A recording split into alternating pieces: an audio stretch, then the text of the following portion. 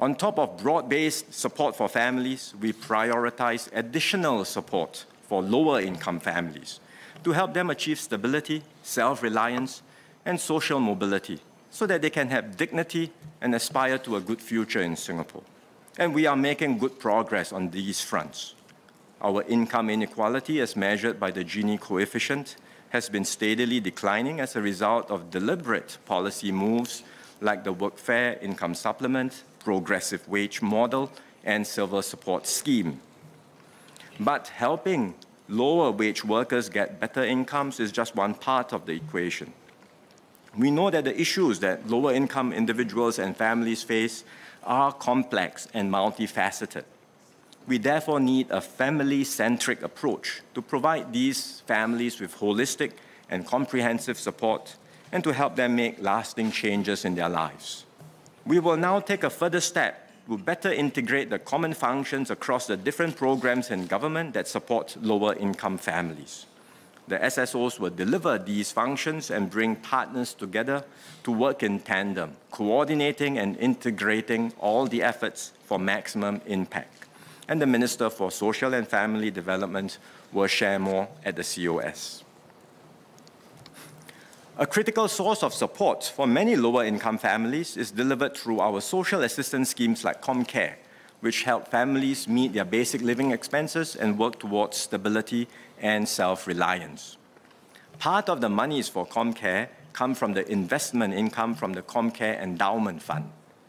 To ensure that the fund is able to provide the necessary support to our lower-income families in this higher inflation environment, I will top up the fund by $300 million. Beyond inequality, we must also sustain social mobility across generations.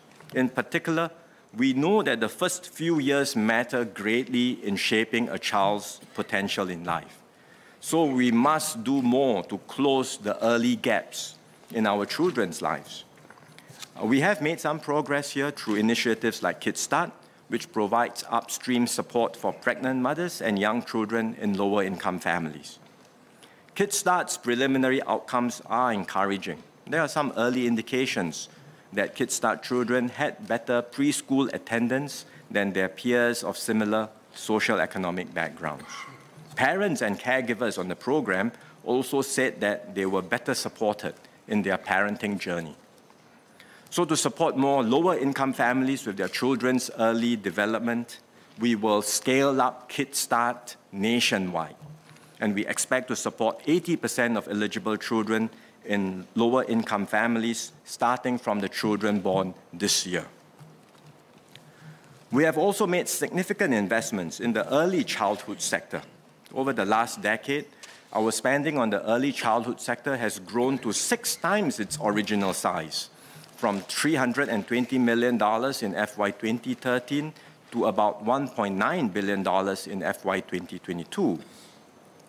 Lower-income families now pay as little as $3 a month for full-day childcare in an anchor-operator preschool. And these investments have had an impact.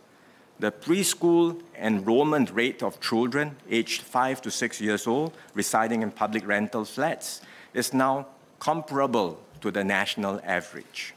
But for children aged 3 to 4 years old residing in public rental flats, the preschool enrollment is 80%, lower than the national average of about 88%. So we will continue to provide additional assistance to lower-income families and reach out to them to facilitate their children's preschool enrollment.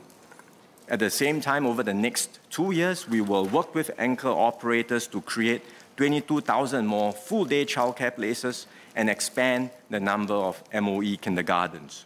This will help support higher preschool participation rates across the board and especially amongst lower-income families.